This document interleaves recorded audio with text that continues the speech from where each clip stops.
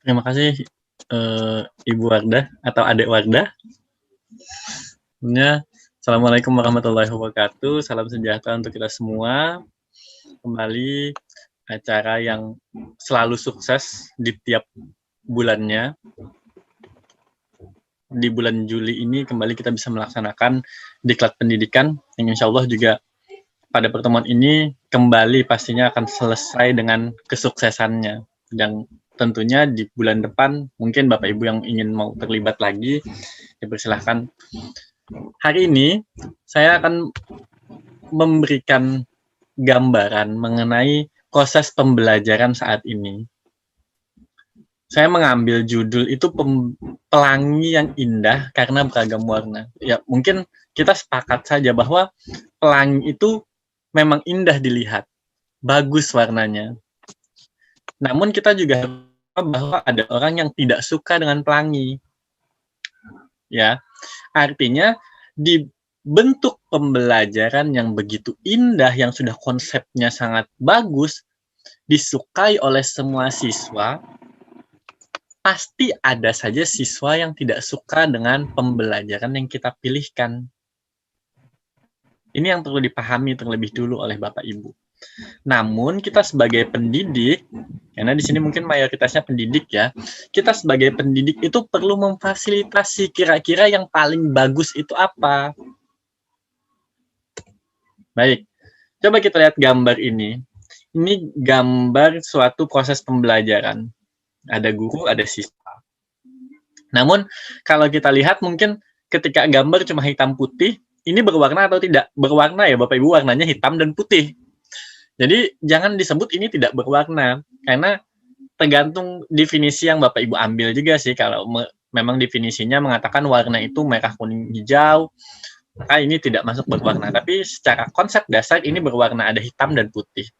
Nah, ketika cuma dua warna, apakah ini menarik dilihat? Tentu kayaknya kalau ada warna lain itu lebih bagus. Nah, lihat ketika gambarnya berwarna, kita terlihat ada baju, ada rambut, ada papan tulis dengan warnanya masing-masing. Nah, sebelum kita membahas ke warna terlebih mendalam juga, nanti mungkin ada bidangnya tersendiri, kita lebih fokus kepada pembelajarannya. Ya.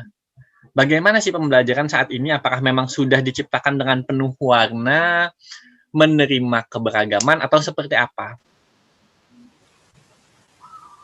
Baik, saya mengutip beberapa mengenai pengertian pembelajaran. Jadi menurut Sistem Pendidikan Nasional, Sisdiknas, mengartikan bahwa pembelajaran itu sebagai proses interaksi peserta didik dengan pendidik dan sumber belajar pada suatu lingkungan belajar. Ini mungkin Bapak Ibu ada yang sudah mengomentari, oh kok cuma interaksinya antara peserta didik dan pendidik? Proses pembelajaran itu kan bisa saja peserta didik dan peserta didik lainnya. Ya, memang itu betul, tapi saya mengikuti yang ada data tertulisnya ya Bapak Ibu. Kalau memang peserta didik dan peserta didik juga betul, intinya adalah di dalam ruang kelas itu ada peserta didik dan ada pendidiknya. Dan sumber belajar yang akan dijadikan sebagai sarana untuk kita mencapai tujuan pembelajaran. Dengan kaitan juga kita melibatkan lingkungan belajar. Nah, kemudian ada teori-teori yang menarik juga dari luar. Contoh Slavin. Mungkin Bapak Ibu sudah familiar dengan nama. Slavin mendefinisikan bahwa pembelajaran itu sebagai perubahan tingkah laku individu yang disebabkan oleh pengalaman. Dasarnya adalah pengalaman. Jadi kita tidak bisa menuntut pengalaman Bapak Ibu harus sama dengan pengalaman si peserta didik. Ya, ini kita garis bawahi dulu supaya tegas nanti proses cerita setelah ini. Jadi yang ditekankan adalah pengalaman. Artinya pengalaman peserta didik dengan pengalaman Bapak Ibu belum tentu sama. Bapak Ibu datang ke sekolah dengan mobil atau dengan sepeda motor, peserta didik datang dengan sepeda.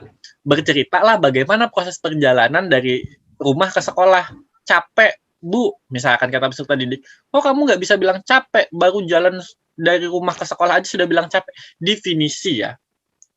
Karena gurunya menggunakan sarana yang lebih baik, menggunakan sepeda motor, sedangkan peserta didik menggunakan sarana yang berbeda.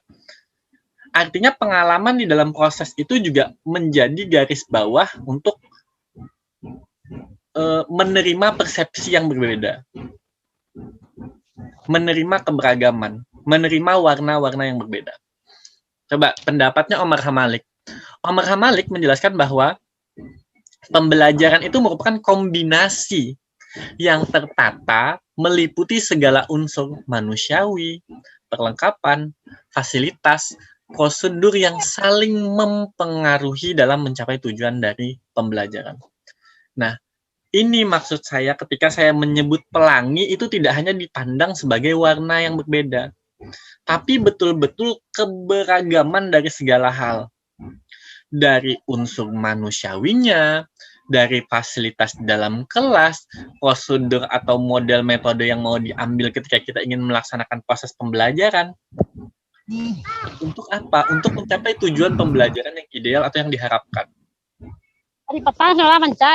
Nah, sampai sini kita kalau bisa satu pemahaman mengenai pembelajaran. Kalau nantinya ada teori-teori yang lain, saya tidak menyalahkan. Yes. Ini supaya apa yang saya sampaikan nantinya lurus dulu. Nah, anak-anak kita saat ini sebenarnya anak-anak karakteristik peserta didik pada dasarnya semua antusias. Semua antusias. Kenapa saya bisa mengatakan begitu? Karena memang karakter-karakter yang tadi disebutkan oleh Ibu siapa materi sebelumnya, dia mengatakan bahwa dari usia-usianya saja, mulai dari anak mencapai C1 sampai anak akhirnya bisa berpikir lebih kritis lagi di C seterusnya, di tingkat kognitif seterusnya. Artinya memang karakter itu secara teori ada di peserta didik.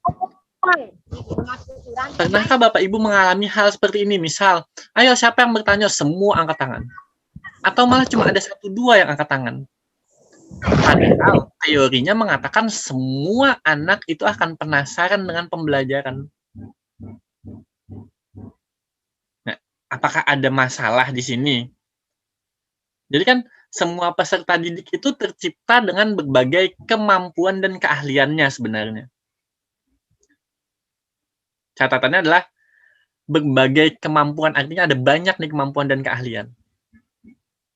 Ya, ada yang ketika berpikir sesuatu dia suka sains, dia suka antropologi, dia suka ilmu-ilmu yang berbau sosial, banyak yang ada di pikiran mereka. Dan mereka bahagia dengan banyaknya sudut pandang, banyaknya keinginan yang ingin mereka capai, yang ingin mereka cita-citakan. Namun, seringkah sebenarnya Bapak Ibu sebagai pendidik itu menemukan kasus bahwa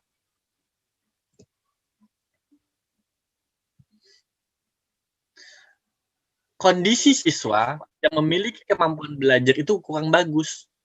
Contoh misalkan anak itu kelihatannya manggut-manggut saja, mengiya-iyakan aja apa yang dikatakan oleh guru. Tiba-tiba ketika guru mengkonfirmasi, menanya kembali, kok anak ini tidak bisa menjawab, tidak bisa menjelaskan.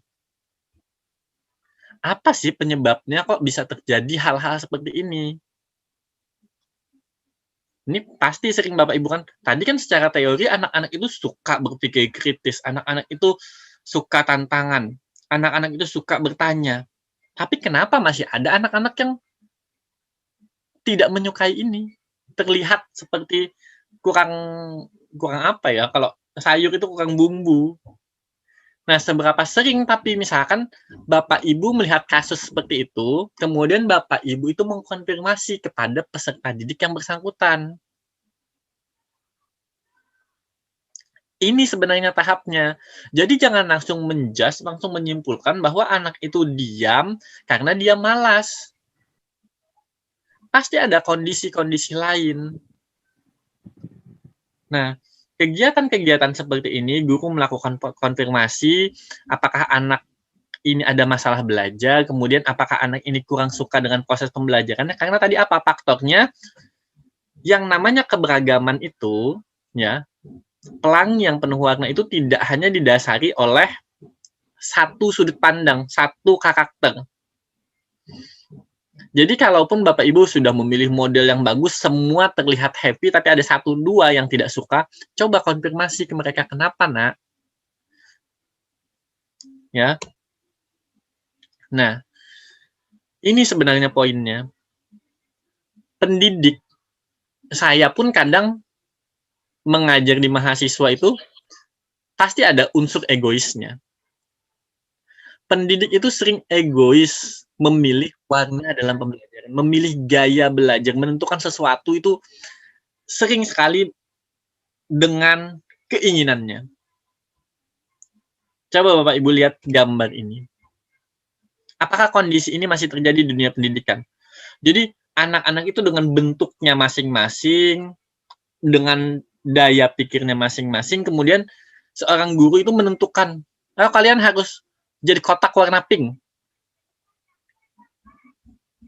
Jadi diberikan tuangan yang sama. Bukankah tadi kita mengatakan bahwa yang beragam itu lebih indah?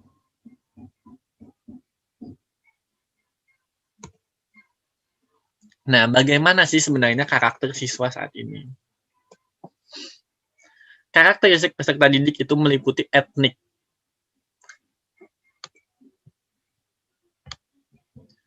culture, status sosial, minat, perkembangan kognitif, kemampuan awalnya, gaya belajar, motivasi, perkembangan emosi, perkembangan sosial, perkembangan moral, perkembangan motorik. Maksud saya ketika kita mau menyimpulkan peserta didik itu malas, peserta didik itu tidak terlalu suka dengan pembelajaran, jangan cuma berpatokan kepada perkembangan kognitifnya saja atau minatnya saja. Ada banyak unsur-unsur karakteristik yang perlu dipahami oleh pendidik atau guru. Banyak guru-guru yang menarik ketika menjelaskan materi dalam pembelajaran di kelas dengan bahasa yang baik, namun kadang banyak menggunakan bahasa daerah tanpa disadari bahwa di dalam kelas itu ada yang mempunyai etnik atau budaya yang berbeda, bahasa yang berbeda, sering. Sehingga moodnya siswa yang punya culture berbeda itu tidak terlalu suka dengan gaya belajar si gurunya. Sedangkan siswa-siswa yang lain suka, karena apa? Karena satu etnik dan satu culture. Kemudian perkembangan kognitif banyak sebenarnya kalau secara teori mungkin iya, bahwa usia 11 tahun, usia 10 tahun, semua sama kognitifnya begini. Tidak bisa disimpulkan begitu. Itu adalah sebagian besar dari seluruh anak dunia. Tapi tidak semua. Karena tadi di awal juga dijelaskan ada anak gifted, ada anak punya kelebihan kepintarannya, tanpa diajarkan oleh guru pun dia sudah pintar duluan, mau diapakan pun sudah pintar. Ya memang ada. Nah, tapi itu hanya faktor di kognitif. Banyak lagi unsur-unsur yang lain. Bagaimana kemampuan awalnya, gaya belajar yang dilakukan oleh guru, bagaimana guru memotivasi peserta didiknya. Banyak sudut-sudut yang lain yang perlu diperhatikan. Nah, saya berpatokan kepada bukunya Sardiman. Dia menyebutkan ada 3 macam hal karakteristik atau keadaan yang ada pada siswa yang perlu diperhatikan guru. Jadi, dari yang banyaknya tadi dia mengkerucutkan menjadi 3. Apa saja? Pertama, karakteristik atau keadaan yang berkenaan dengan kemampuan awal siswa. Awal siswa ini terkait dengan kemampuan intelektualnya, kemampuan berpikir, dasar-dasar sebelumnya. Jadi, di sini, setelah akhir pembelajaran selalu menegaskan ada umpan balik ataupun tindak lanjut. Kemudian juga ada kalimat-kalimat di akhir pembelajaran. Minggu depan atau besok kita akan belajar ini ya. Ada beberapa anak-anak yang mempersiapkan itu, ada yang tidak. Jadi ini juga yang perlu diperhatikan. Kenapa ada anak-anak yang antusias belajar ketika guru menjelaskan? Karena dia sudah mempersiapkan sebelumnya. Ada yang belum. Kemudian perlu diperhatikan juga karakteristik atau keadaan siswa yang berkenaan dengan latar belakang atau status sosialnya. Siswa yang hidup dengan fasilitas yang cukup lengkap, misal dia setelah pulang sekolah, dia les di salah satu tempat les yang bagus, dengan anak yang pulang sekolah, dia harus membantu orang tuanya panen karet, atau pekerjaan-pekerjaan lainnya, yang menuntut dia tidak bisa mendalami materi yang sudah diajarkan di pagi siang hari. Jangan sama mereka. Kemudian karakteristik atau keadaan siswa yang berkenaan dengan perbedaan-perbedaan kepribadian. seperti sikap, perasaan, minat, dan lainnya. Jadi ada mood-moodnya. Ini juga kadang gender mempengaruhi, perempuan tidak bisa salah-salah sedikit, atau laki-laki juga tidak bisa diberikan masalah yang cukup detail atau sejenisnya. Jadi perlu ini jadi perhatian kita sebagai pendidik. Nah, sekarang caranya bagaimana? Jadi saya cukup singkat saja materi hari ini. Bagaimana caranya kita memfasilitasi karakter siswa yang beragam tadi?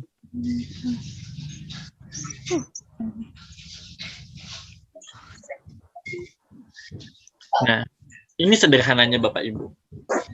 Seringkah Bapak Ibu mengajarkan anak-anak seperti ini yang memang dasar ya, bukan 1+1 dengan rumus biologi misal. 1+1 bisa jadi 3, 1+1 bisa jadi 1. Ini memang kalimat dasarnya saja. Bapak Ibu mungkin gambarannya kalau 1+1 sama dengan berapa? Sama dengan 2. Ya. Tapi salahkah misalkan peserta didik menjawab 1+1 sama dengan 10 dibagi 5?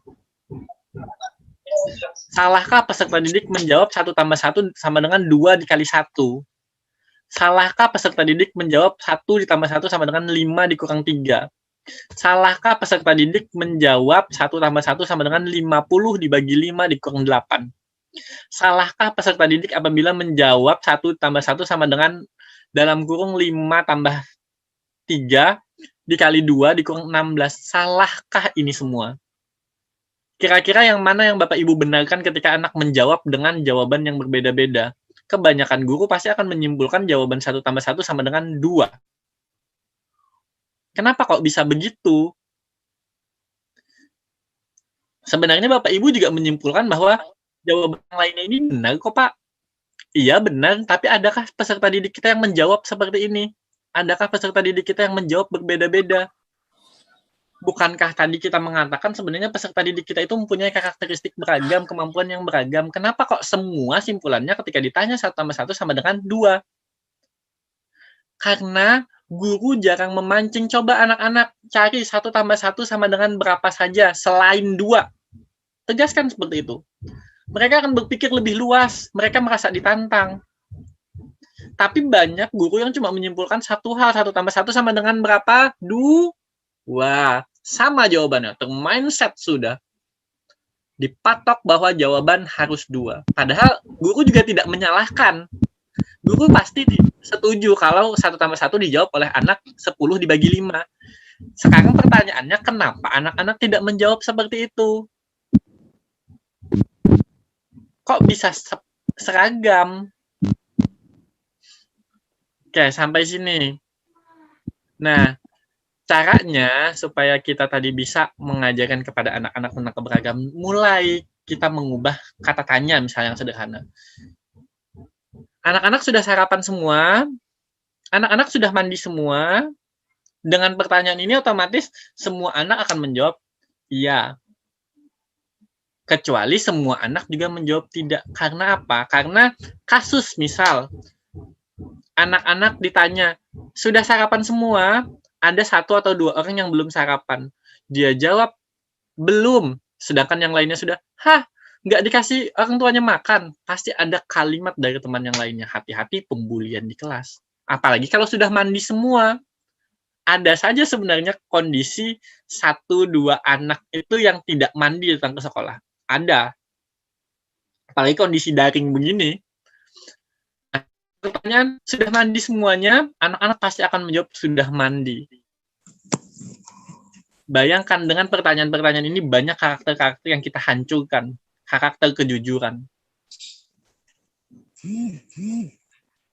Coba diperbaiki kalimatnya, contoh menjadi, apa yang kalian lakukan sebelum berangkat ke sekolah anak-anak? Jawaban mereka bisa lebih beragam. Tadi saya mandi dulu Bapak. Kemudian tadi saya sarapan, yang lainnya bisa jawaban yang lain, tadi saya membantu ibu, dan yang lainnya. Dan fasilitasi, benarkan semua. Seperti kata pemateri sebelumnya, anak-anak itu suka di-reward. Diberikan penghargaan. Oh, jawabannya bagus. Oh iya, kamu sudah membantu orang tua. Kemudian bisa dijadikan contoh untuk yang lain. Nah, yang tadi masih belum membantu orang tuanya, besok bisa dibantu, supaya ayah ibunya lebih ringan pekerjaannya. Bisa dijelaskan seperti itu. Dan setiap hari itu pasti ada kegiatan-kegiatan baru yang dilakukan oleh peserta didik. Nah, pancing pertanyaan-pertanyaan yang jawabannya bisa beragam. Ya, sekarang menerima keberagaman itu sendiri. Tiap peserta didik itu mempunyai sudut pandang yang beragam. Misalnya saja ketika kita meminta peserta didik menggambar daun ya Bapak Ibu. Bayangannya daun itu pasti daun yang bentukannya kayak daun panjang, ada garis daunnya. Dan kebanyakan anak, kita sebenarnya bisa mempraktekkan saat ini. Bapak Ibu kalau ada disiapkan kertas diminta gambar daunnya, rata-rata pasti daunnya daun yang kayak daun umum, daun seperti ini bentukannya. Kenapa kok bisa seperti itu? Karena terbiasa kalau di kelas guru menjelaskan, guru yang mengatur, guru yang menentukan. Ayo gambar daun, guru menggambar di papan tulis daunnya seperti itu. Jarang terjadi, ayo siapa yang bisa menggambar daun, semua dimajukan dan diterima. Atau malah dimajukan salah-salah sampelnya saja, tapi yang berbeda. Dimajukan misalkan Ani maju menggambar daun kelapa. Siapa yang daunnya berbeda dari punya Ani? Nah, yang lainnya berpikir tuh, ada daun apa lagi ya selain daun ini? Ada daun kelapa, ada daun singkong yang bentuknya berbeda-beda. Sesuai dengan kembali teori yang sebelumnya, pengalaman peserta didik. Nah, sekarang saya punya gambar hasil peserta didik. Ya. Ini gambarnya, ini yang biru ini saya nggak tahu coretan siapa. Jadi gambarnya putih polos, kira-kira ini gambar apa Bapak Ibu? Jadi, ini betul-betul hasil dari temuan saya ke sekolah. Peserta didik menggambar dan hasilnya seperti ini, putih polos. Dan ternyata gambarnya ini lebih bagus daripada gambar yang lainnya. Kenapa kok bisa putih polos lebih bagus daripada gambar pemandangan yang bergambar dan berwarna? Jadi ini sebenarnya ada warna, ada gambar. Jadi setelah saya melihat hasil ini, saya tidak langsung menjudge, dia tidak melakukan apa-apa. Saya tanya ke dia, gambar ini gambar apa, Nak? Saya menggambar, Pak. Yang saya gambar ini adalah gunung es. Kemudian ada beruang kutub yang berwarna putih. Gunung es yang sangat-sangat putih dan bersih. Kemudian ada air terjun yang kebetulan airnya juga putih. Sehingga inilah hasilnya. Bayangkan imajinasinya di dalam kertas putih ini. Dia bisa membayangkan gunung, air terjun, hewan-hewan yang kebetulan memang warnanya putih menurut mindsetnya dia. Salahkah? Bayangkan imajinasinya setinggi itu padahal. Guru langsung menilai, mungkin kalau tidak dikonfirmasi langsung nilainya 0 karena dia tidak melakukan apa-apa. Coba lakukan konfirmasi. Ya. Jadi guru itu penting suka melakukan konfirmasi. Sebagai seorang guru jangan malu melakukan konfirmasi terhadap pendapat peserta didik yang sedikit nyeleneh ya anggapannya. Karena hanya mereka yang memahami sudut pandang mereka sendiri. Nah, kemudian apa yang harus dilakukan oleh guru lagi? Guru harus selalu belajar dan mengembangkan kemampuan.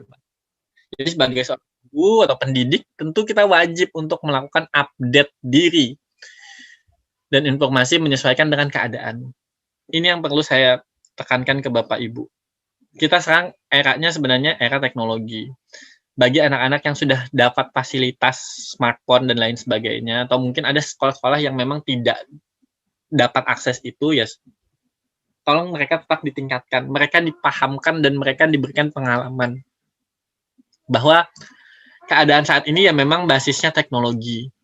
Jangan Bapak Ibu juga misalkan ada yang anak-anak main handphone terus, seolah handphone dikalahkan.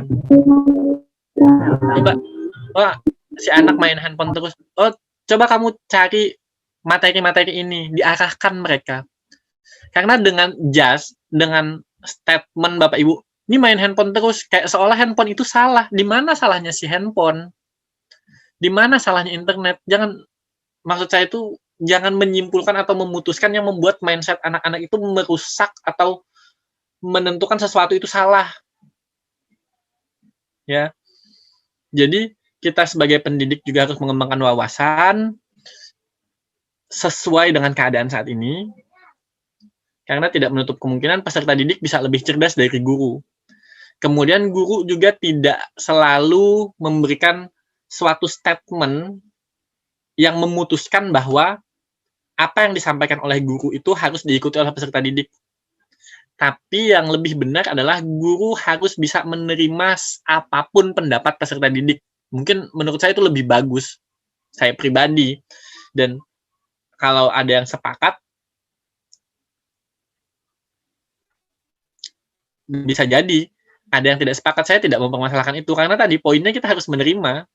Kalau memang ada guru yang tidak setuju dengan penerimaan karakteristik yang beragam, ya sudah, itu karakter salah satu guru.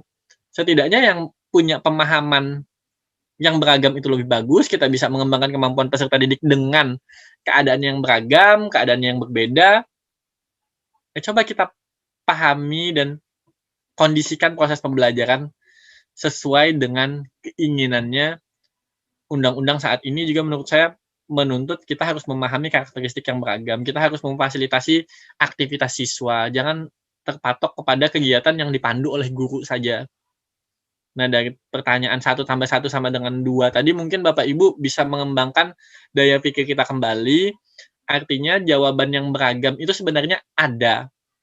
Tapi dengan jasan atau penentuan dari guru bahwa jawaban yang lebih benar itu ini, itu yang membuat anak-anak yang berkembang. Coba kita tata kembali, munculkan pertanyaan-pertanyaan baru yang bisa membuat anak-anak menalar lebih mendalam. Nah, materi saya hari ini singkat segini. Kalau memang nanti ada pertanyaan, bisa kita buka di sesi setelahnya, setelah dipandu oleh moderator. Saya ada kalimat terakhir, Bapak Ibu, sebelum materi saya ditutup. Pentingnya kita sebagai pendidik itu, ajarkan peserta didik sesuai dengan apa yang mereka sukai, bukan yang pendidik sukai. Saya Zain Ahmad Fauzi, terima kasih atas waktunya, semoga sukses untuk Bapak Ibu semua. Assalamualaikum warahmatullahi wabarakatuh.